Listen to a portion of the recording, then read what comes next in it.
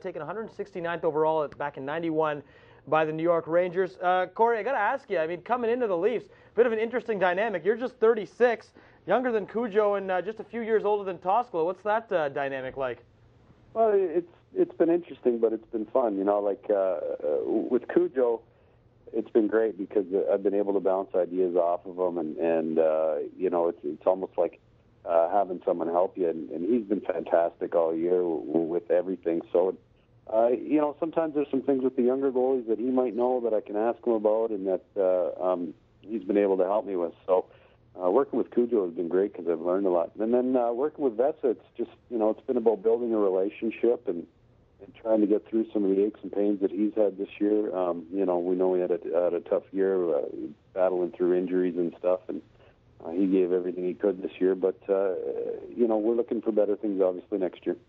Corey, Ben Ennis here, and I think the talk for most Leaf fans, at least the last couple of days, has been the play of Justin Pogge when given the chance to play for the Leafs. Had that bit of a rocky game his last time out, 6 goals on 20 shots. What did you see out of him in that game, and maybe just as a whole in his limited opportunities playing with the Leafs? Is it something specific that you think he needs to work on?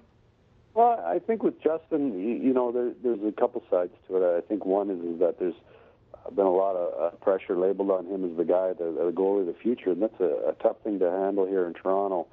You know, but another thing, in another sense, Justin knows he needs to get better, and he needs to find a way over this summer and this offseason. He's going to need to find a way to become an elite goalie, and we'll sit down at the end of the year. We'll go through everything and set out a plan for him in order to get there for training camp, because obviously he has not, you know, earned a spot for next season, and he's going to have to come into camp, and he's going to have to earn his spot.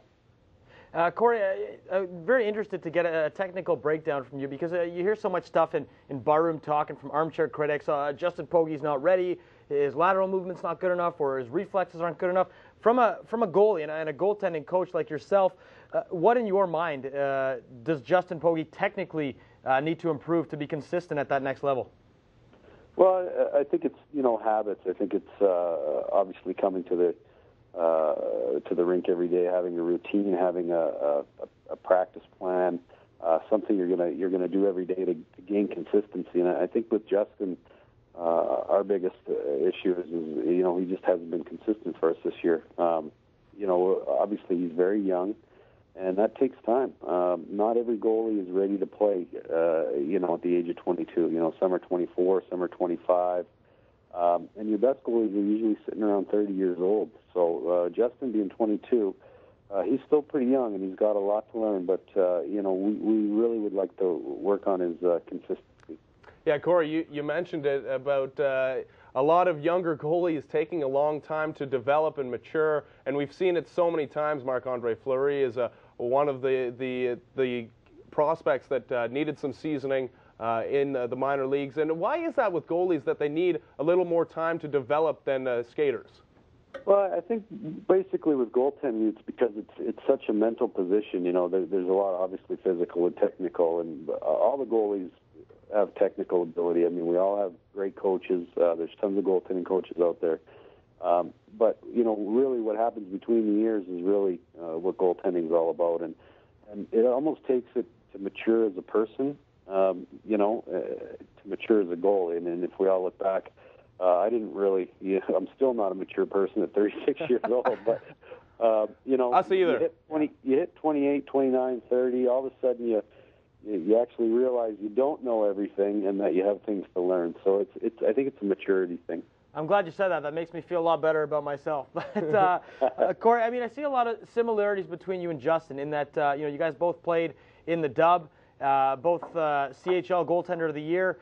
You came into the AHL, dominated right away, won AHL goaltender of the year. That's something Justin hasn't done, being able to dominate at the AHL level, which I think maybe a lot of people expected him to do with the Marlies. What type of pressure does it add when you're making the transition from junior to pro, when you've had such a successful junior career, and you're making that transition? And how do you think Justin deals with that pressure?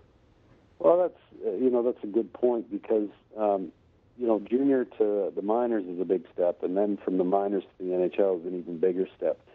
And, you know, what you've earned in junior doesn't necessarily pass over into the minors. You got to earn every step you get. And Justin, he's going to have to earn it. You know, he's a good kid. He's a good person. He works hard, but you know what? He's going to have to earn a spot. And, you know, at the AHL level, he's going to have to be able to dominate at that level. And then, you know, that will carry over into the NHL level. Corey, to switch things from Justin Pogge just for a second, Vesa Toskala, before he went down for the season, had some very pedestrian numbers this year with the Maple Leafs, and we know that injury did play a factor in those numbers and his play this year for the Maple Leafs. How much of a factor do you think that was for Vesa Toskala, and do you think it's something that will be he'll be able to turn it around for next season?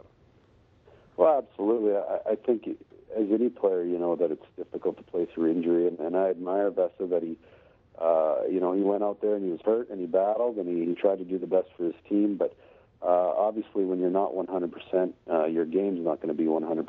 And at the end of the day, the decision was made for Vesa to get the surgery so that he'll be ready for next year. And I think we've all seen what Vesa can do. You know, he went from, you know, the best player on our team 2 years ago, you know, to having some problems this year, and obviously that doesn't just happen. There has to be a reason, and the reason obviously was he wasn't healthy. So our plan for him was to get him healthy. Obviously he'll be ready for training camp, and we know what he can do when he plays well. We saw the last game that he played before he ended up having a surgery, and he was outstanding, making 50-some saves, I think. It's been an interesting year for the Leafs with Toskala starting out the year. Now Martin Gerber's there, Curtis Joseph.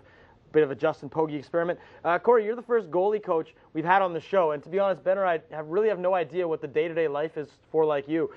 Give us a run-through from the time you wake up in the morning, you go through your day. What is a day in the life like of a goalie coach, and what's your role during practices? Oh, geez. You know what? I usually, what my day is like is the nice thing is the Marlies are in town.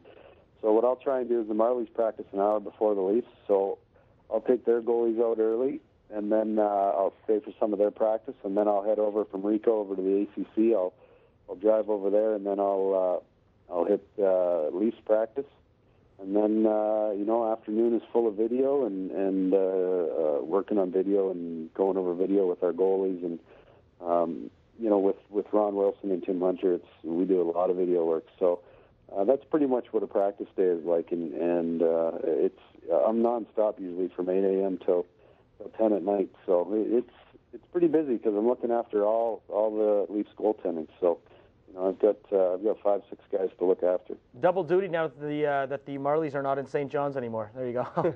Yeah, exactly. It works out better. I can make both practices. Yeah. Corey, Curtis Joseph with a big win today for the Leafs, 3-2 over the Flyers, and we know Curtis is just one loss away from tying the all-time loss record, but so many wins under his belt as well, 4th all-time in wins in the NHL. If you were in his position, I mean, he's had such a great career, but to be one loss away from being the all-time losingest goaltender as well, how would you feel in that position? Well, you know, the one thing I've learned from Curtis is that he loves hockey. I'm not sure I've met a player that loves the game more than he does. He just lives, eats, sleeps, breathes it, and he just wants to play. So, you know what, I would expect him to try and play next year. And if he's the loss leader or whatever, he'll hold the record proudly, and he'll work through it. He's just that type of guy that he just wants to play so badly, and he just loves being around the game. Corey, a couple of quick-fire questions to you before we let you go. You won a Mem Cup in '92 with Kamloops. Who do you like this year in the Memorial Cup, or at least to come out of the OHL? We'll keep it local. And yes or no, do you see Justin Pogge as an unequivocal starter in the National Hockey League at some point? For the first question, that Windsor team is going to be tough to beat. They got a lot going there. They got some good young players, and I've been able to coach with some of those kids, and they're good kids. And absolutely, I see Justin Pogge being able to be a starter in the NHL. He's only 22 years old. It's not fair to write him off. He's only played 6 games in the NHL, and for a team, to be honest, that isn't a playoff team. So, you know, we know that we have our problems, and that's what we're doing. We're giving young guys experience to fix them, and hopefully Justin will learn from this experience and become a better goalie down the road. Corey, I couldn't agree with you more. I think sometimes in this city people are a little quick to jump to conclusions, and goalies do take longer to develop. We appreciate you kind of entering us into the life of a goalie coach. We had fun. Hopefully we'll have you back on in the future. Awesome. Thanks for having me, guys. Thanks a Corey. lot, Corey.